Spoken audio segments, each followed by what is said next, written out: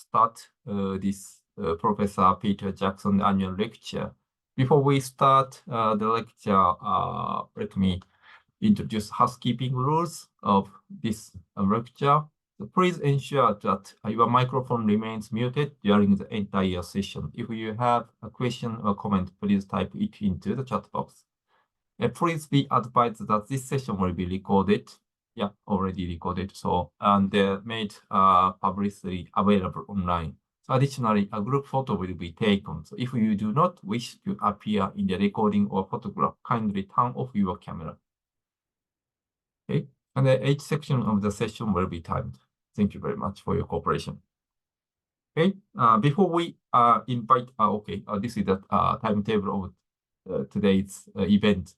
So before we invite the Dr. Reeb, I will introduce about ADN and IAD4AD quickly, and after that, Nibedita will give welcome address from ADN, and then we will have a lecture by Dr. Olive. Then we have the Q&A session.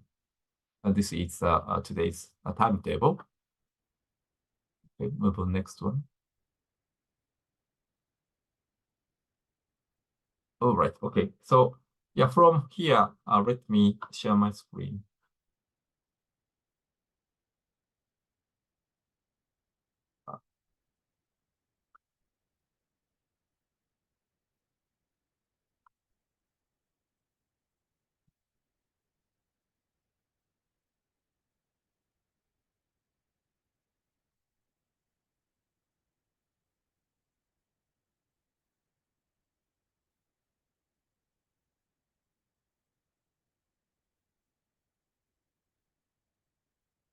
Can you see my screen?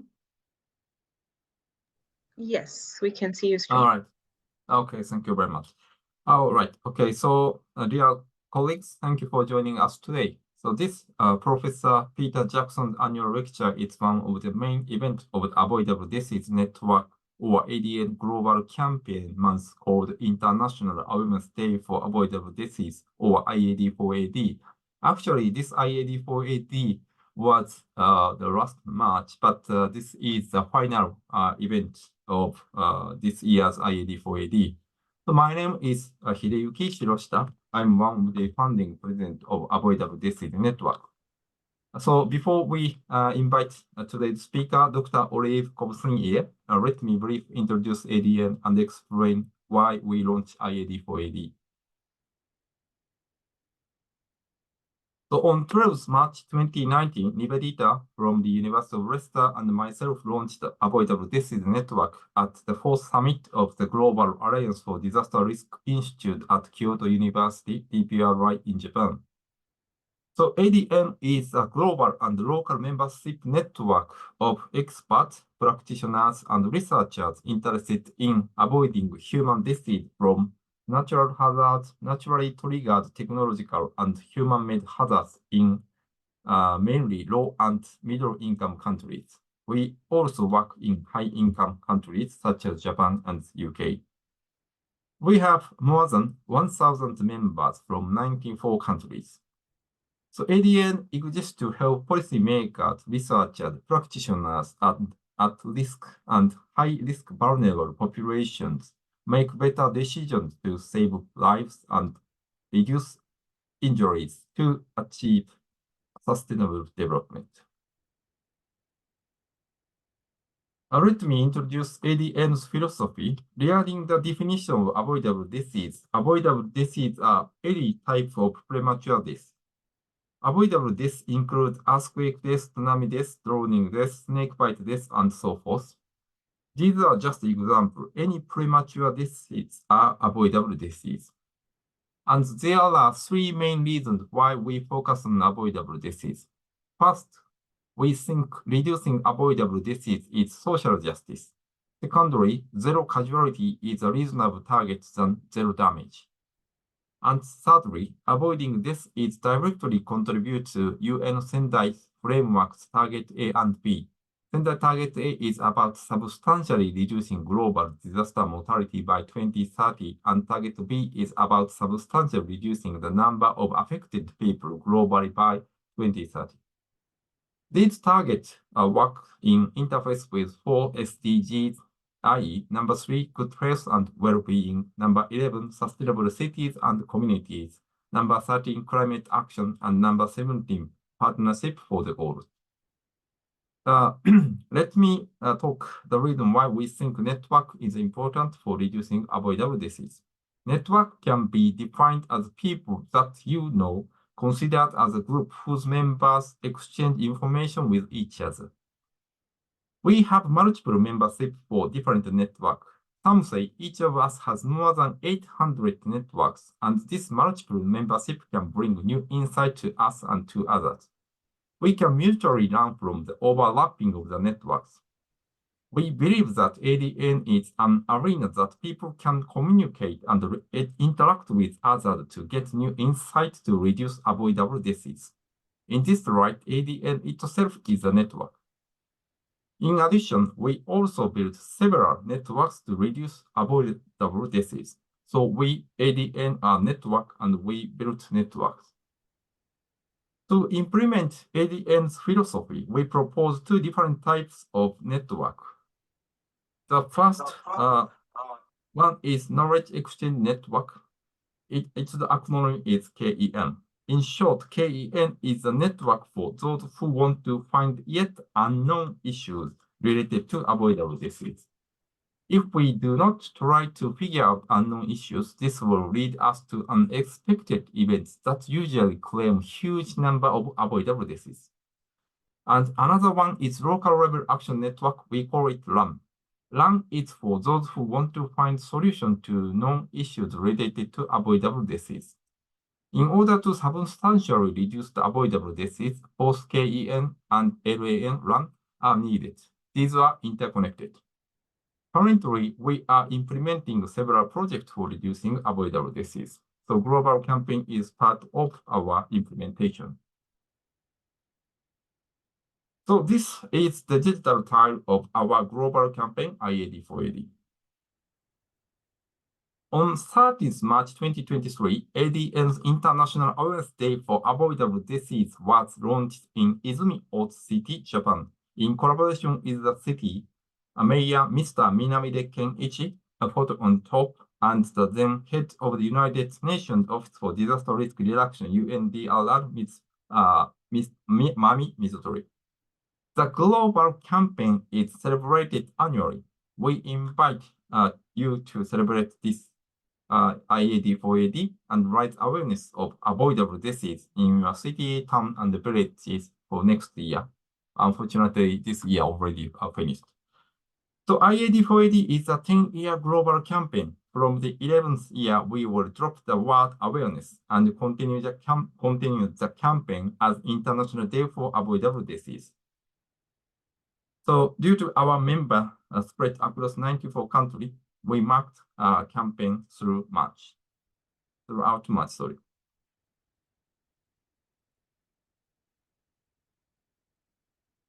Okay.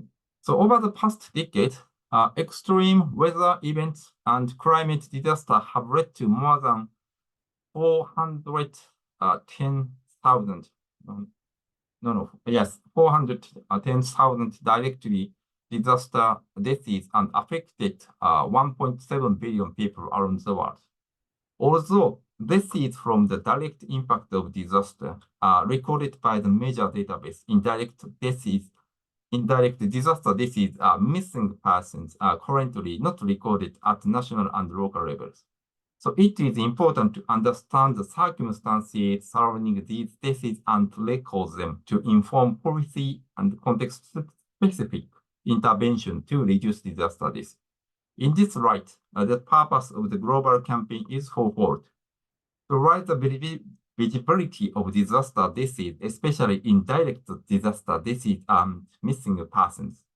To increase the visibility of the causes and circumstances that lead to disaster deaths so that context-specific interventions can be put in place to save lives. To promote the slogan, disaster deaths are avoidable. They are avoidable through preventable, amenable, and risk governance measures, and to value the lives saved and reflect on the achievement of saving lives. So 2025 is the second year of the global campaign. We have almost finished this year's campaign, though. This year's theme is do one thing. So it can be anything, including seminars, community building events, competitions, etc. So more than 40 activities took place across 20 countries to mark this campaign. So for more information about ADN and IAD 480, please visit our website. So thank you very much for your time. Thank you.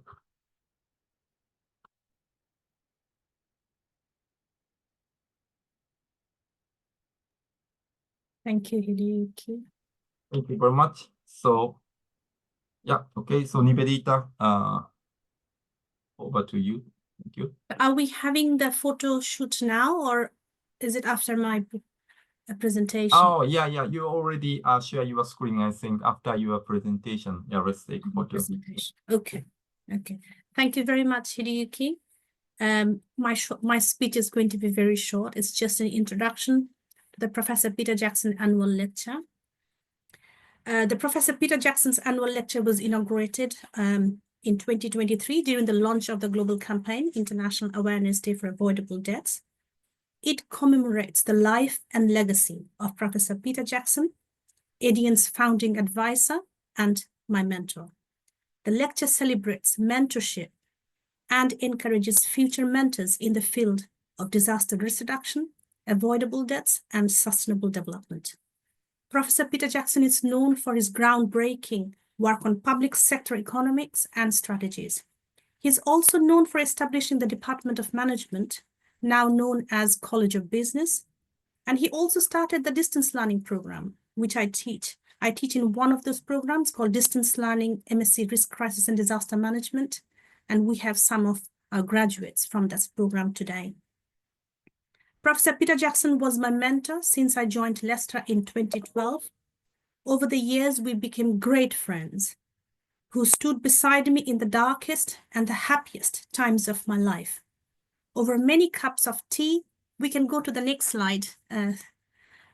Yes. Over many cups of tea and lunches, he shared perhaps hundreds of stories of inspirational academics and practitioners to inspire me and encourage me to pursue my dream of becoming an impactful academic. His kind and encouraging words gave me the confidence to launch the Avoidable Deaths Network with Hideyuki Shiroshita, which has now become a global network dedicated to finding theoretical and practical solutions to reducing avoidable disaster deaths and injuries. To commemorate his remarkable legacy of influential mentoring and nurturing not just me and many other global leaders at ADN, at Leicester and beyond, ADN launched the Professor Peter Jackson's annual lecture on 13th March at the launch of our global campaign in the city of Izumo in Japan in collaboration with Kansai University. The world needs influential mentors like Professor Peter Jackson. Therefore, the aim of this annual lecture is to value the mentor and mentee relationships and potential impact that they may have on creating future leaders for sustainable development. I miss Professor Peter Jackson every day. His vision, values, and ideals continue to shape my career and Avoidable Deaths Network. And today we have quite a few future leaders with us. They're very young, they're still in their teenage, and we try to work with those junior champions so that we continue to develop these future leaders' capacities. And it's again a legacy from Professor Peter Jackson that I have learned over these years. This is our third Professor Peter Jackson's annual lecture. The first two lectures were delivered by Professor Rajiv Shah in Japan, followed by Professor Vinod Sharma in India. Dr. Olive Kubusinje is our third lecture from Uganda. So thank you, Dr. Olive, for accepting our invitation. It's an absolute privilege to have you at ADN for Professor Peter Jackson's annual lecture. A little bit about Dr. Olive Kubusinje. So Dr. Olive is a surgeon and injury epidemiologist. Before her recent retirement from academia, she worked as a senior research fellow at Makerere University's School of Public Health, where she headed the Trauma, Injury, and Disability Unit. She was also a distinguished fellow at the George Institute for Global Health in Australia. She spent more than 2 decades conducting research and advocating for the prevention of injuries, including drowning, and access to affordable and effective emergency trauma care. As a surgeon at Mulago, Uganda's largest public hospital, she developed the Kampala Trauma Score, an injury severity measurement tool that is now used in several low and middle-income countries. In the course of her remarkable and distinguished career, she also worked as World Health Organization's regional advisor on violence and injury prevention for the entire Africa region. Dr. Olive has more than 80 publications. She is the chair board for Road Traffic Injuries Research Network, International Road Assessment Program, and TransAid. Dr. Olive is also known for her 2 famous books, The Correct Line, Uganda under Museveni, and The Patient. So thank you very much, Dr. Olive, for joining us, and the floor is yours. And we invite you to give us our 3rd Professor Peter Jackson's annual lecture. But before we do that, let us have a quick photo shoot. So over to you, Hideki and Kelly. Thank you very much to everyone for joining this session. Okay, thank you very much, Nibedita. If you don't mind, please turn on your camera and please join the photo shoot. Anushka, please let us know when the picture is done. Yes.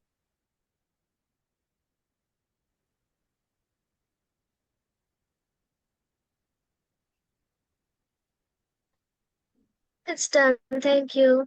Thank you. Okay, thank you very much.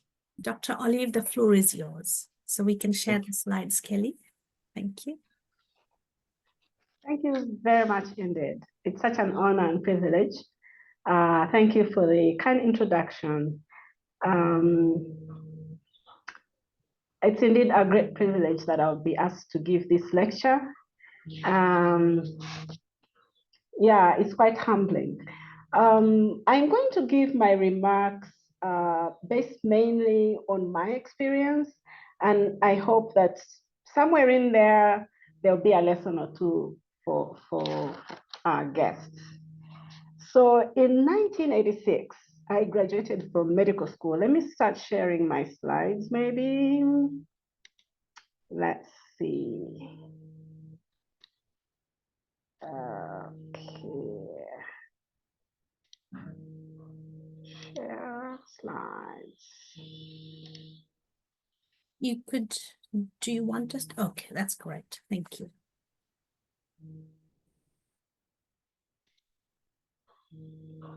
Do let me know if you can see them. Perfect, thank you very much. Yeah, so as I was saying, in 1986, I graduated from medical school, and for quite a few of our listeners, this must sound like a century ago. But at that time, going into internship, I actually didn't know, I hadn't quite worked out what specialization I was going to go into. And as it happened, surgery was my last rotation. But a couple of weeks into the surgical rotation, I knew that I wanted to be a surgeon. And one of the consultants was to blame. So he made every case seem exciting. It was a joy to scrub for him. And he treated me as though I knew what I was doing, even when it was the most basic of tasks around the operating room. He seemed to know everything, but when he asked me a question, he actually listened as though what I had to say mattered. And so I really wanted to be like him. And I think that is inspiration, that we all look to people that have done things, great things sometimes, or just things that are amazing and incredible, and we want to be like them, we want to emulate them. So I indeed went into surgical training, and in 1993, I completed my surgical residency. I had gone through years of intense training to become a surgeon. I was really excited about the future, about my career. Now, shortly after that, I was posted to the accident and emergency department, of the biggest, busiest of hospitals in this country. And so that's where I really started to take responsibility for looking after patients that were injured. Now, this unit was busy, but I was young, I was full of energy, I was full of, I just wanted to do the best for my patients. About 50% of those patients had injuries, so that was really the bulk of my work. It was treating patients that came from, that had road traffic crashes, burns, falls, poisoning, any and everything that causes an injury came to that unit, and then a whole lot more. So it soon became evident that I was never going to come to the end of this steady stream of injured patients, no matter how much I did. And I started to think, gosh, how are we ever going to stem the flow? But this, preventing injuries wasn't anything that I'd been taught while I was being taught surgery. It wasn't part of my training. I had been trained to perform operations for clinical care. I hadn't been taught how to prevent these injuries. But here I was working away every day and night and thinking there's got to be a different way to deal with these injuries. So after a while, I decided to get some public health training. And so I headed off to get my public health training. And I met Dr. Susan Standfast at the State University of New York in Albany. And really, this is where I knew I met somebody that changed the direction of my career. So Susan Standfast wasn't a surgeon. She was a public health specialist. She was an injury epidemiologist. And at the time, I hadn't even heard that there was such expertise as an injury epidemiologist, although with time I would become one. So she opened my eyes to the world of injury prevention. And the things that I now say with unqualified conviction, such as, there's no such a thing as, injuries are not an accident. Injuries are predictable. Injuries are preventable. I say these with conviction, but I first heard them from Dr. Susan Standfast, and at that time it was revolutionary. That injuries were, I was used to just seeing patients come into my unit and I would say, road traffic accident. And here she was saying, no, they aren't accidents. Now, Dr. Susan Standfast had been an intern actually of William Hayden, an engineer who was the first person to describe injuries as a disease and to for instance, say it's, they are agents of this disease and they are vectors, and that a vector could be a vehicle, or it could be a kettle of boiling water, or it could be, a falling wall that would then transmit energy to the person, and that energy would be the agent. So that was William Hayden. And Dr. Susan Standfast, who then became my supervisor, had been Hayden's intern. And that's how I came to be in that space. So she really introduced me to this, and she could speak on it with authority because she had worked under William Hayden. So William Hayden had mentored her, and now I was benefiting from that. So after my master's in public health, I headed back home, and I couldn't get there fast enough. I was really excited to return to Uganda so that I could put in, be able to do those things that I had learned, to be able to work with the knowledge that I had received. Well, it was not going to be easy. For starters, it was considered a waste for a surgeon to be in public health. Now I know that has changed, but back then it was considered a waste. People thought I was confused. I had spent years training to be a surgeon. I had honed my expertise at the biggest, largest, busiest department, accident and emergency department. And here I was dabbling in public health. So in order to keep my credibility, I actually had to then keep my entire clinical load, which meant that I would do my research nights, weekends, public holidays, because I had to retain my credibility as a clinician. Now, that wasn't very good because I was going to run into burnout. But really, this woman was the one that had opened my eyes to another whole world of seeing injuries, different from seeing them in the accident and emergency department to seeing how one could prevent them, keep them away from coming into the accident and emergency department. So that was mentorship. In fact, Susan was so persuaded about the work that I was doing that she came to Uganda and spent weeks with me at her own cost, helping me to set up. That wasn't just mentorship, it was great generosity. And I really appreciate that. So back in those early days, it was incredibly productive. It was the time of very rapid growth on my part. And I was constantly looking for ways to improve clinical outcomes for patients that came into my unit.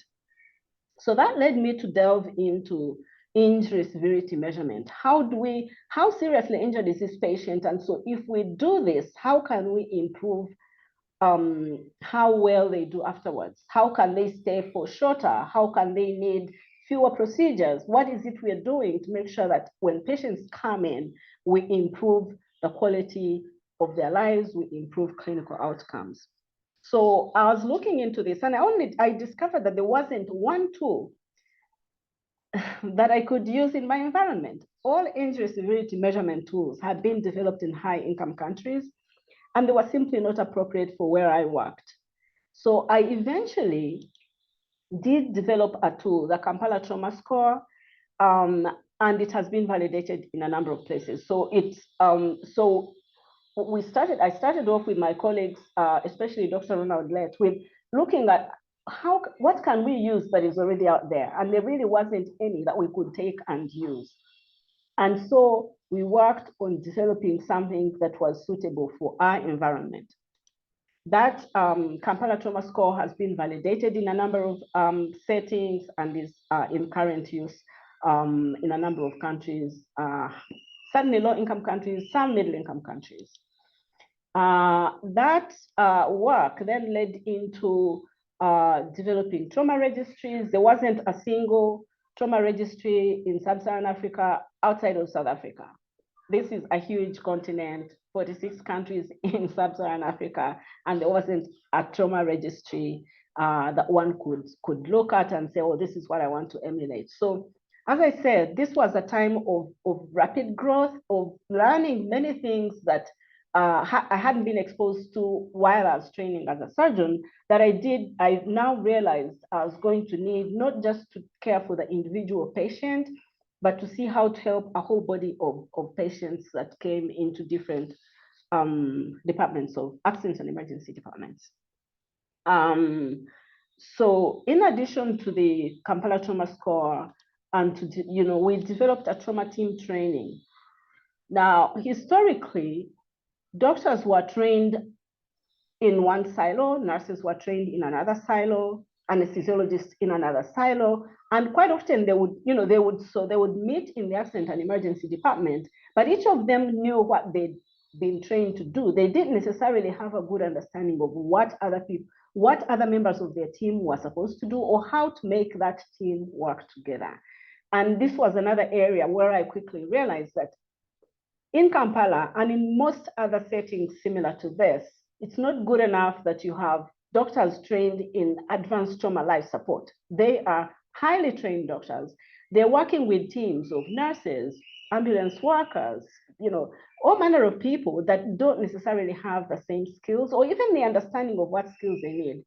So we developed the trauma team training to try and make this appropriate for our setting. I went ahead and pioneered the development of the Injury Control Center Uganda. And as I say, this was a time of rapid growth of learning how to do things as you did them. And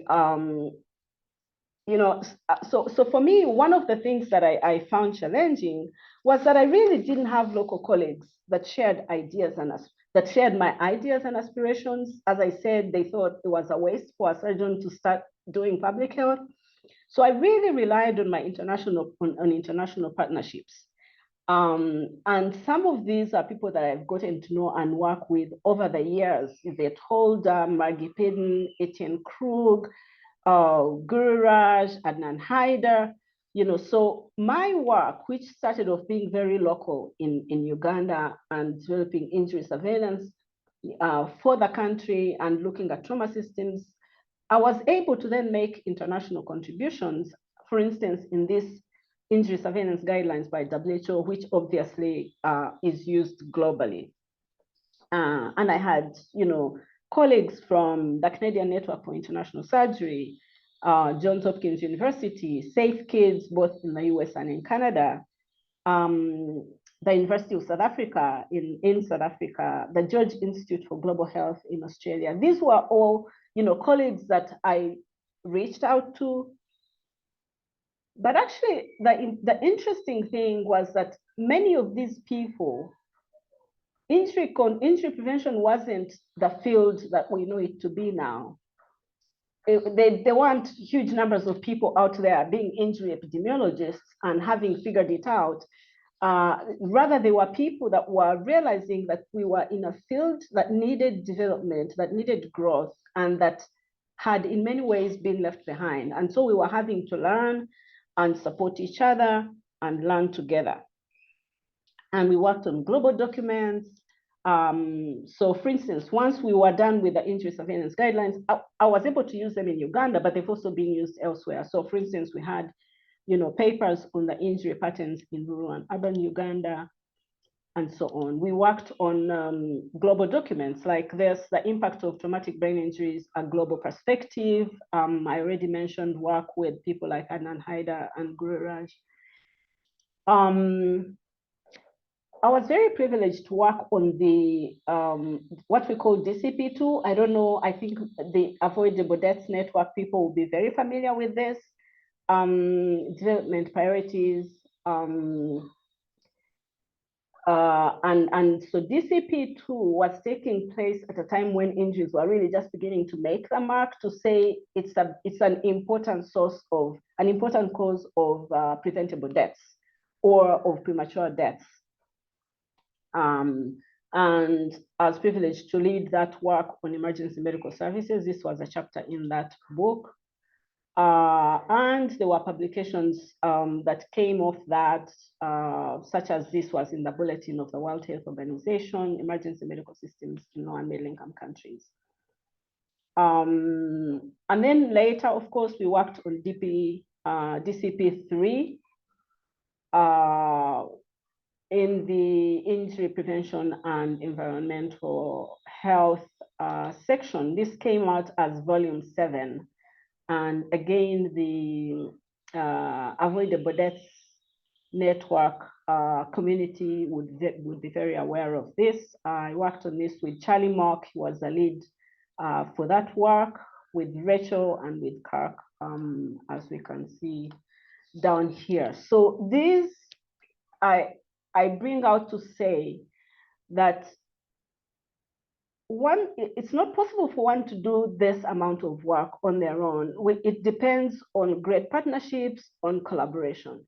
And to the extent that you can form good partnerships and collaborations, the extent that you can do the kind of work that the Avoidable Deaths Network community is looking to do.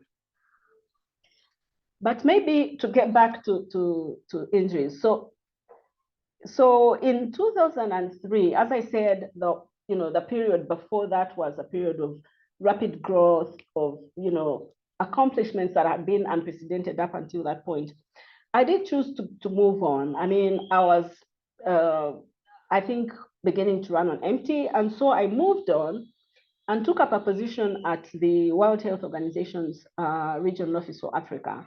And I was their regional advisor for violence and injuries, as Nibedita mentioned in my introduction. So from that position, I was able to then reach out to younger colleagues who were now beginning to walk the journey that I had walked till then. We even started an entity called the Injury Prevention Initiative for Africa, IPFA, which actually runs to this day. Just to say that when one forms partnerships and realizes that maybe you've moved a few steps, but there's incredible capacity behind you. There are people that are going to be able to do the work, maybe grow the work that you've been doing, and even think up new work that you hadn't even seen coming. And that's why I'm really excited that the Avoidable Deaths Network is investing in young people, is investing in those that will see things that we didn't even see coming. But what has all this that I've been saying got to do with how we learn or how we teach in rapidly changing environments or in a rapidly changing world, which is what I set out to talk about?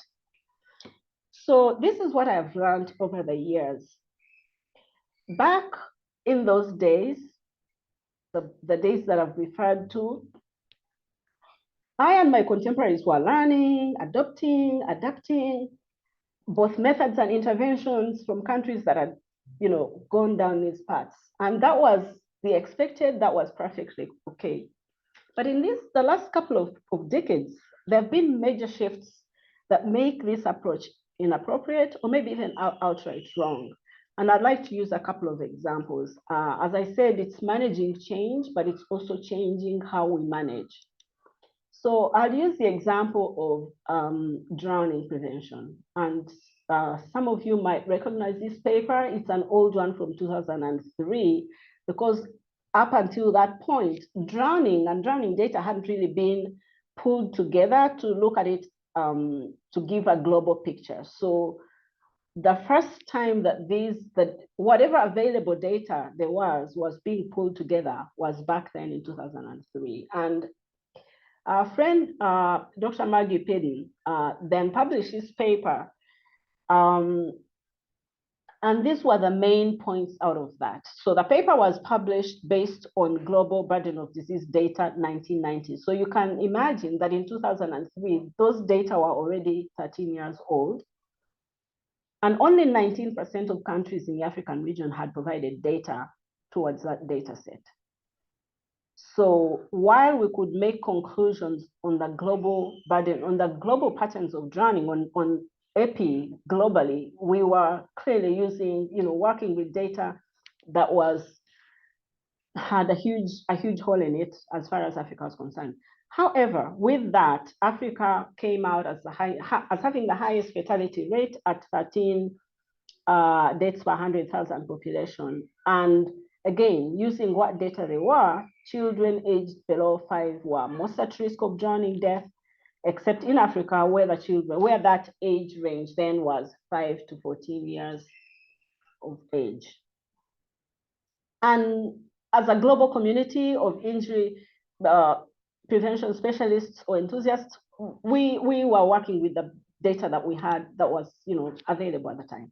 Well, looking at our own settings, though, we started to realize this wasn't quite what it was. It was telling us different things. Because the epidemiology that it was showing, it showed that drowning was a big problem in children. In some countries, the countries that provided the most data, which were high-income countries, were highlighting swimming pools. But there were also data from other countries that were talking about, water bodies around the home. And so interventions dwelt a lot on, swimming pool safety, on supervision of children around the home, and so on, as one might expect from what data they were. But then once we looked at our own data, we realized that something was happening in our environment that was radically different. So adults, mostly men, were drowning in the context of fishing and of water transport. And this fishing was mostly artisanal. It wasn't a huge fishing company. It was individual fishermen in little boats. Flotation devices were not in use. Transport boats were not regulated. And on Africa's largest lake, I think it's the second largest in the world, actually, where the weather can be violent without much warning, there were no systems for alerting boaters about imminent risk. This, in our surveys, the surveys that we've conducted on Lake Victoria and in other lakes in the region, 50% of people say they don't know how to swim. So you have a huge number of people that are constantly on the lake that have no idea. If they should fall in the lake, they suddenly cannot rescue themselves. and there were no pools. There were no swimming pools. There are very few swimming pools in these regions. So staking drowning prevention efforts on swimming pool safety clearly wasn't going to be the right thing to do. And what we've come to realize was that the epidemiology of drowning was very different from what had been described elsewhere. So our interventions were necessarily going to be different. We couldn't just adopt and adapt from high-income countries, which had been pretty much the norm with other injuries. The other example that I'd like to give is one of road safety. And I think many people in the Preventable Deaths Network would have looked at road safety or injuries generally, but road safety does carry a huge percentage of that. So for decades, the road safety community urged practitioners in low and middle income countries to adapt interventions. And some of them worked: enforcement, education, some engineering interventions such as helmets, seatbelts, breathalyzers for alcohol. These are all great interventions that have saved lives without a doubt across the globe. But as with drowning, we started to realize something different. And we are right now in the middle of the second decade of action for road safety. We had the first decade of action for road safety. That decade passed, and the burden of road traffic crashes was only rising. Meaning that if we thought we knew what interventions worked, and we actually did think we knew what interventions worked, they clearly weren't working. The bulk of the countries where road traffic crashes and fatalities were highest were attempting to adopt those interventions, but they were realizing different results from the high-income countries where those interventions had been developed. So, what is or has been the problem?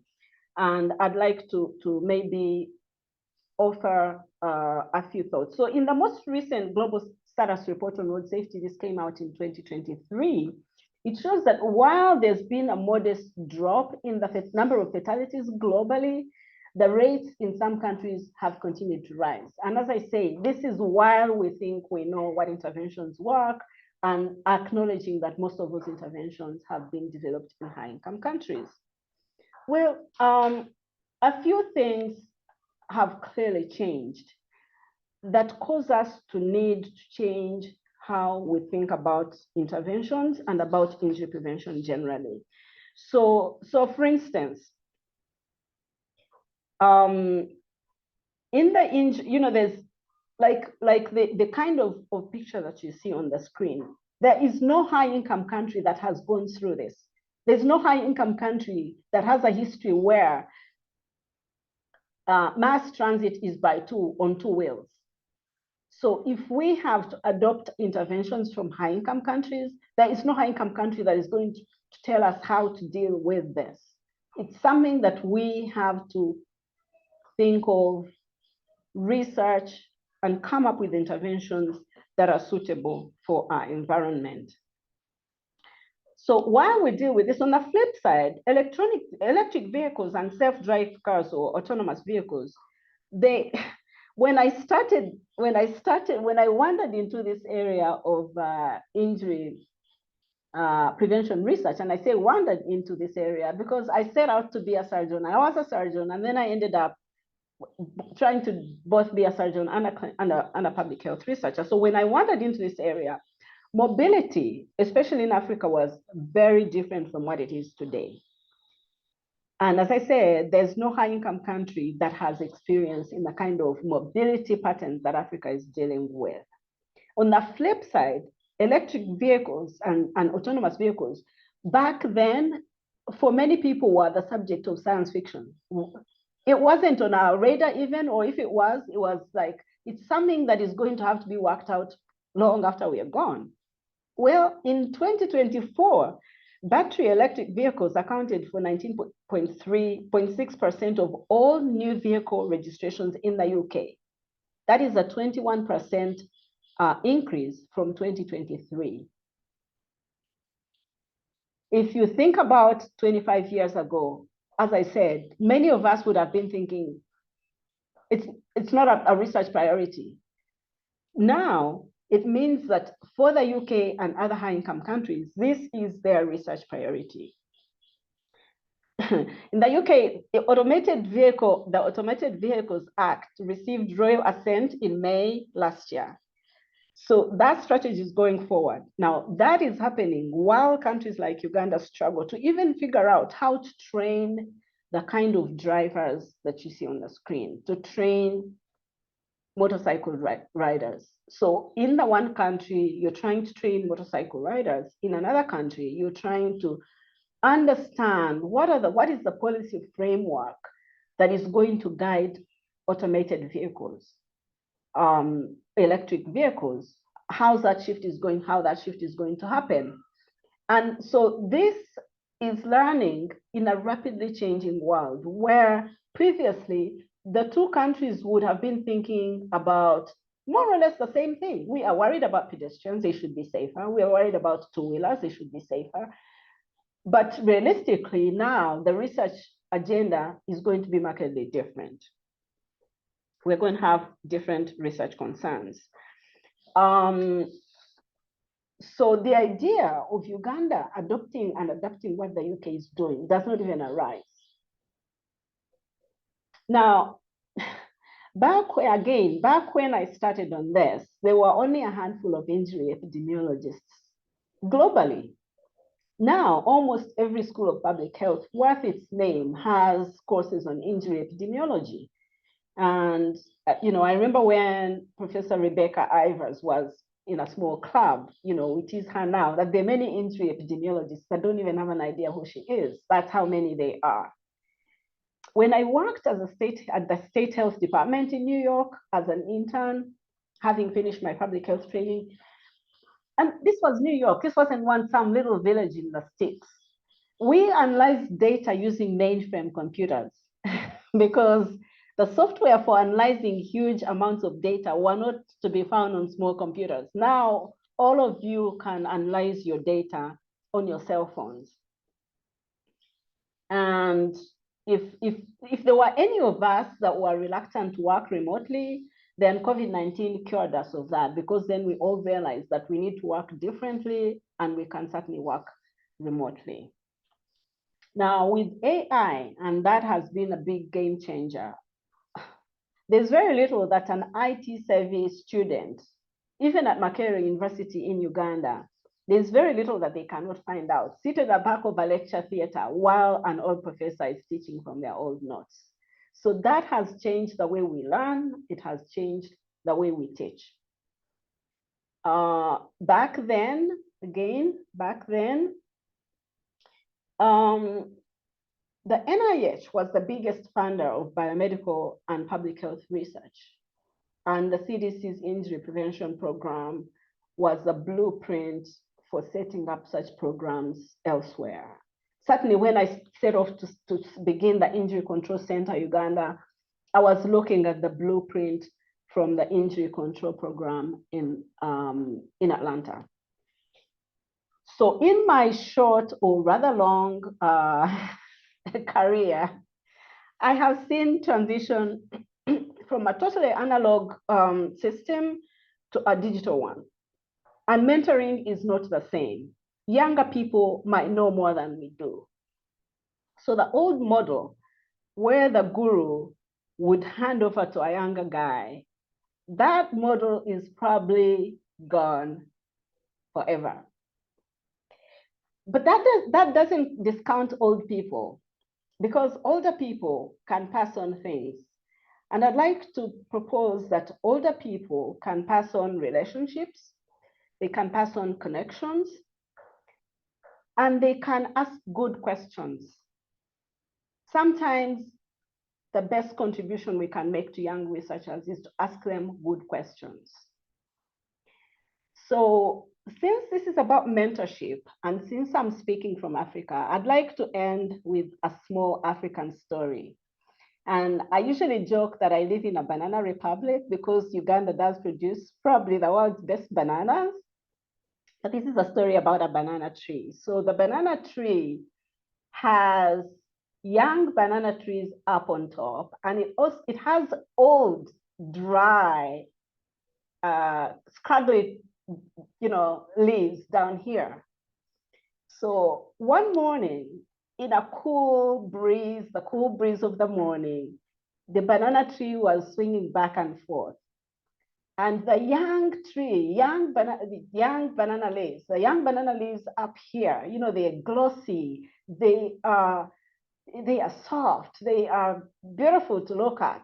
So the young banana leaf at the top of the tree was swinging back and forth and enjoying the breeze. But the leaf down here, which was old and dry, was aching with every swing of the tree. That leaf would ache and complain and creak.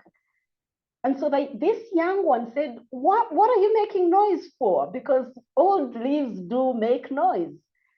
So the young one said, shut up, why are you making noise? And the old leaf said, I am not choosing to make noise. It's just my age. And every time this tree moves, it aches, it pains, it hurts. And the young leaf said, don't you enjoy the breeze? Because it's fun when we move, when we change, it's fun. And the old leaf said, no, it's not.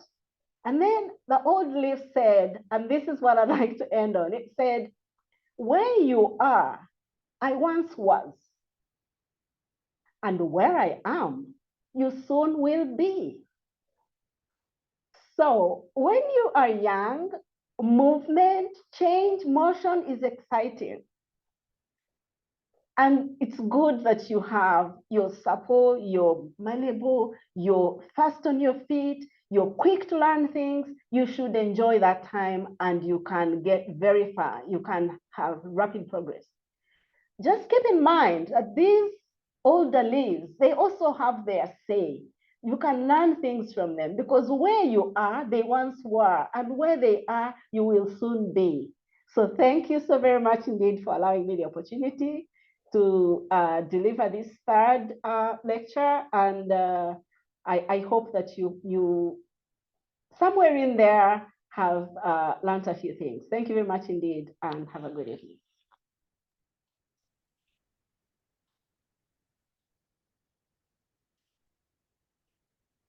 Thank you very much, Dr. Olive. That was absolutely fascinating, absolutely amazing. What a journey.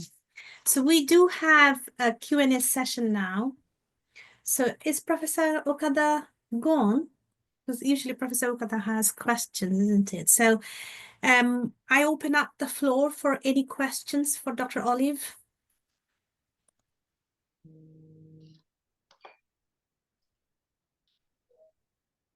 Anybody have any questions? More time than I should have. I'm Sorry? I'm sorry I used up more time than No, not at all. You are bang on time because we started late, Dr. Olive. So don't worry about it. So any questions from the audience? If not, I would like to say maybe, we might get a few questions. I was quite fascinated by the picture, Dr. Olive, that, the last photo when you had the bikers, the motorcyclists. Right. And one of the motorcyclists has an umbrella.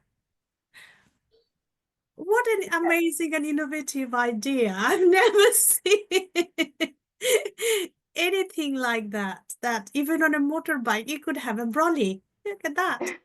And right, is it quite common in Uganda? Because in India, we do have a huge population of motorcyclists. And one of our regional coordinators in Pakistan raised awareness about the motor, RTI, road traffic injuries and accidents, are huge in the South Asian subcontinent. But I haven't seen a brolly in our part, but in our part of the world. Is it quite common in Uganda? Yes. So in Uganda, we didn't have, motorcycles weren't commercial, there wasn't such a thing as commercial motorcyclists until probably around 20 years ago. And then the growth has been that way. And now we have, our streets are choked with motorcycles, which is a huge challenge in terms of pollution, in terms of just congestion and mobility around urban spaces, but also thinking about the possibility of true mass transit. So yeah, these are the challenges that we're struggling with, not just Uganda, but many other countries in the region.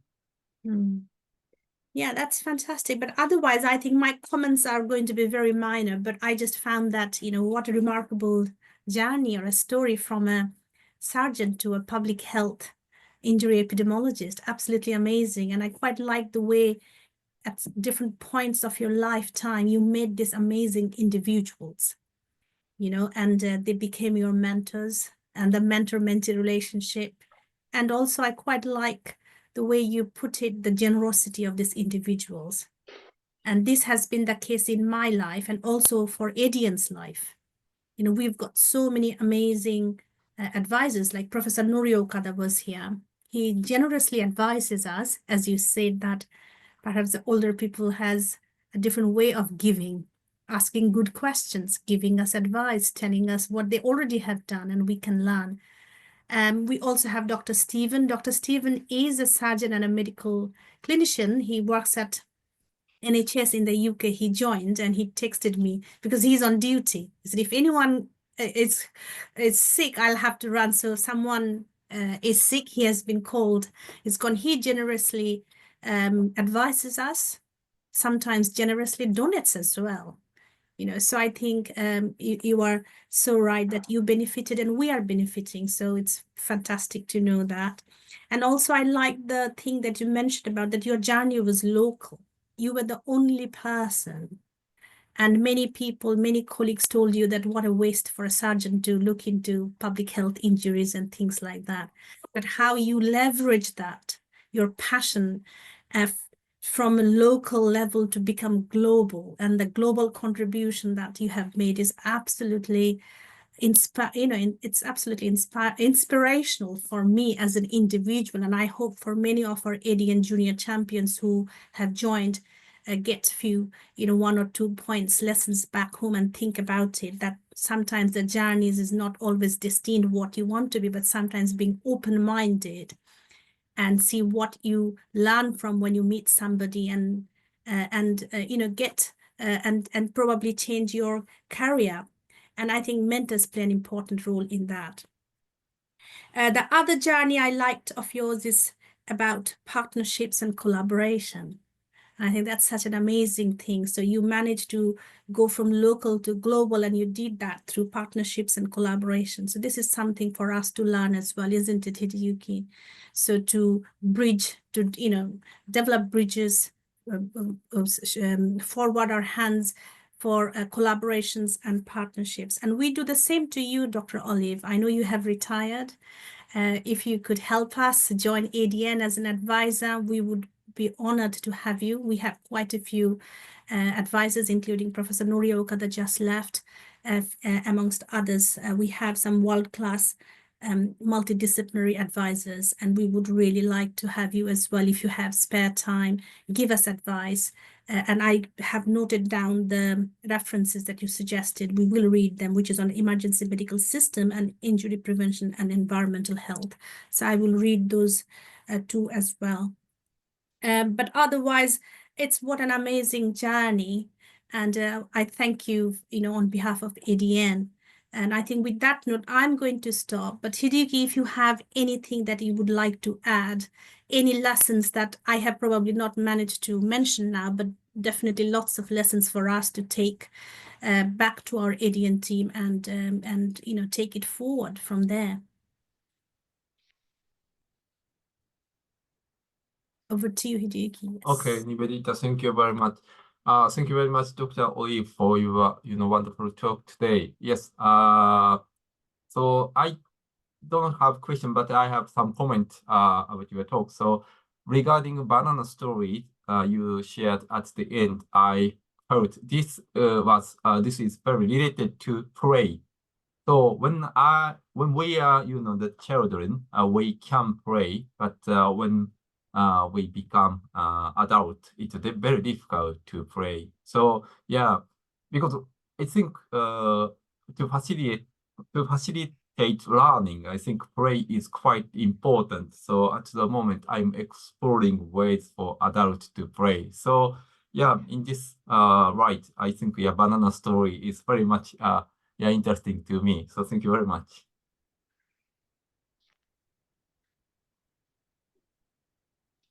Any other comments? Assad, I know you led the RTI campaign in Pakistan, so we have an expert here. Is there any questions that you would like to ask Dr. Olive? That will be great.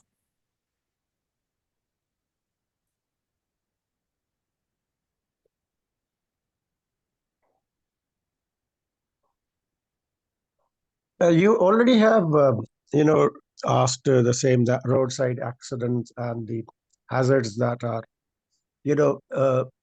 they're confronted, particularly with these juvenile or these young motorists. I don't know whether she shares the same perspective on the Ugandan experience, the underage motorbikers and the hazards that they face in terms of fatalities. Any state regulation, any best practice that we can replicate there in Pakistan?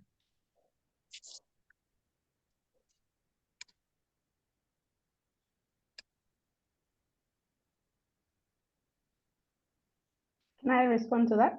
Yes, that is for you, Dr. Olive. Please go ahead. Yes, thank you very much for that question. Yeah, it's a huge challenge, and as with most things in our countries, is that usually when you find one challenge, it's probably linked to a second one, and we have a very young population, and we have high unemployment amongst the youth, so they see motorcycle riding, commercial motorcycle riding, as an easy occupation to join. So we are struggling with regulation. Right now, the Ministry of Works and Transport and the police are working hard to ensure that there's regulation around who can enter this trade and whether they have, for instance, they are of age, they have a license, and so on. I think it's a challenge that most countries with the demographics is going to struggle with. But yeah, we have a high rate of fatalities amongst motorcycle riders. Our highest rates are amongst pedestrians and motorcyclists, and many of them are very young people. Thank you. Marianne, is there any question that you would like to ask? I saw that you have unmuted yourself. Please go ahead if you have any question for Dr. Olive. Thank you. I appreciate that. I can never find the raise your hand icon No on problem. Zoom. I never can find it. It's really a pleasure to hear you speaking. Thank you. And I've been working in Uganda for over 10 years now. I'm an emergency physician from the University of Illinois in Chicago. I retired 15, 16 years ago from clinical practice. So it's nice to see young people like you working in this. Okay. Yeah. So anyway, I worked with the Advanced Trauma Life Support when we were first putting the lectures together in Nebraska. We actually used my burn slides because they didn't have a set of burn slides. Okay. So I started emergency medicine back when there were so many practitioners like you in the United States coming from surgery, anesthesia, cardiology, whatever, and building emergency medicine as a specialty. I can see what you're going through with your colleagues and your mentors. And I really congratulate you for your courage, for your independence, and obviously for a personality that works with all of these people to make something bigger. So this is great. I've been stuck on that street that you showed many times in traffic jams over the last 10 or 12 years, and we work with the fishermen out of Lake Victoria. The work that I do, my area of interest, your area of interest is trauma. my area of interest is lightning injuries, and it's decreasing lightning deaths from lightning across Africa. So the nonprofit that we have is the only one of its kind in the world.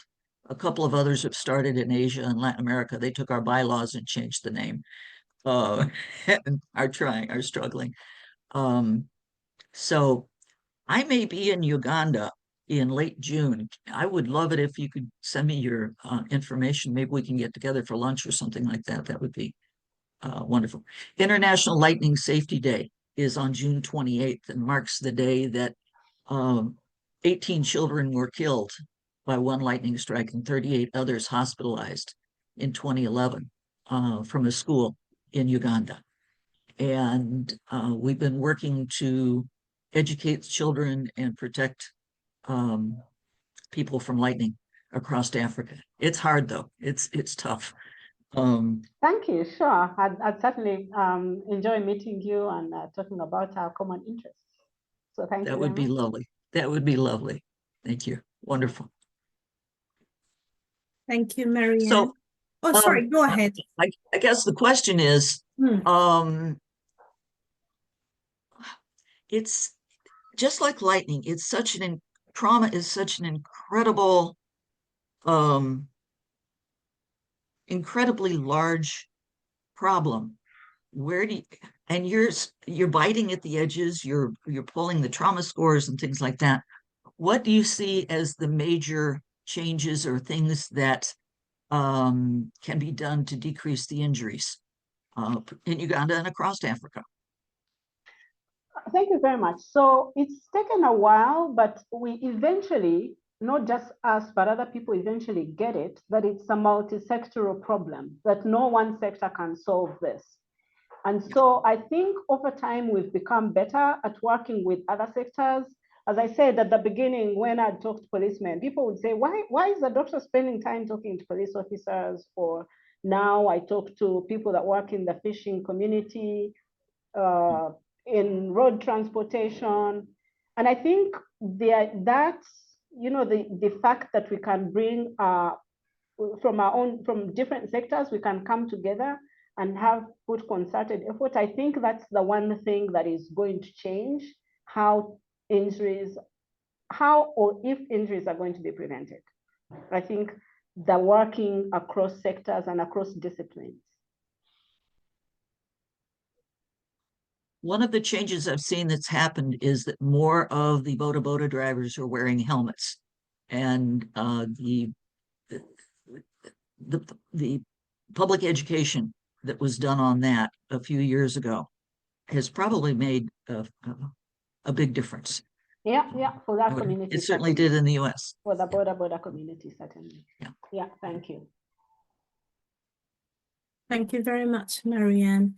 Yes, so couple of points. Actually, Marianne, we have ADN collaborator called Cropsy. I can't remember the full name.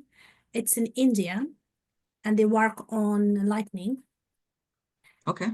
Yeah, and they have a national level campaign to reduce lightning deaths. So yes, if you would like, we could put you in touch with our ADN India collaborator on lightning. And that would be great. Thank you. We could do that. Thank you very much. So I may know them already. You might already know Colonel Sanjay Srivastava. He is leading the campaign. It's called intergovernmental organization. So it works at the interface with government and non-government and academia and the third sector. So they are leading it. So it's a national level mission now. That campaign has become on lightning. So lightning is a big hazard now in India. The government has still not announced it as a hazard, whereas Bangladesh has. So we still have a way to go in India and in other parts of the countries. The second thing is that Dr. Olive, we had a public awareness event as part of our global campaign in the month of March at Gaba site, the Fisherville site, yes.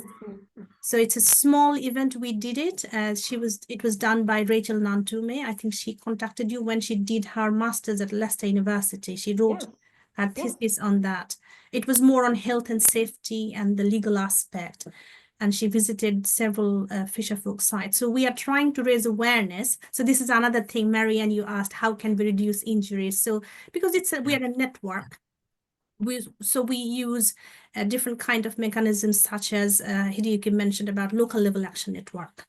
And these local level action networks are basically working with high risk and vulnerable population who are carrying the burden. So in Uganda, it is the fisher folks who carry the burden of injuries, especially the drowning. So we are trying to raise awareness. So awareness is one part of ADN, and giving health promotion kind of, education through campaigns, through posters, leaflets, outreach activities. So we do that. So we found that it's quite helpful, but of course, as you would know, health promotion has limitations. So it doesn't address the structural issues. We also look into snake bites. We found in India that we are working with the high-risk population, but antivenom is the standard medical treatment, but that treatment is not available at the primary care. So what do you do? So our health promotion activities that we are doing through our local level action network has challenges. So then people are, by default, pushed to fall back on self-care, traditional medicine, going to the traditional healer, so there are some challenges of health promotion, but we try what we could in terms of developing communities' capacity so that they can reduce the risk, to that particular hazard, either snake bite, could be drowning, could be lightning, things like that. So those are some things that ADN is doing, but otherwise, thank you very much for your question. I don't know whether there are any further questions, because I haven't seen anybody. If anyone is struggling to raise hand like Marianne did, please feel free to unmute, and then I'll get the sign that you basically want to speak. We haven't got anyone yet. Okay, I think, Hideyuki, over to you. So the concluding remark and the certificate. So with that note, I'm going to stop. But thank you very much for all your questions. And thanks, Dr. Olive, for your amazing answers and insights. Okay, thank you, Nibedita. So thank you very much again, Dr. Olive, for your wonderful talk today. So before we close today's session, as a token of our sincere appreciation, we would like to present you with this certificate of recognition. So let me share my screen again.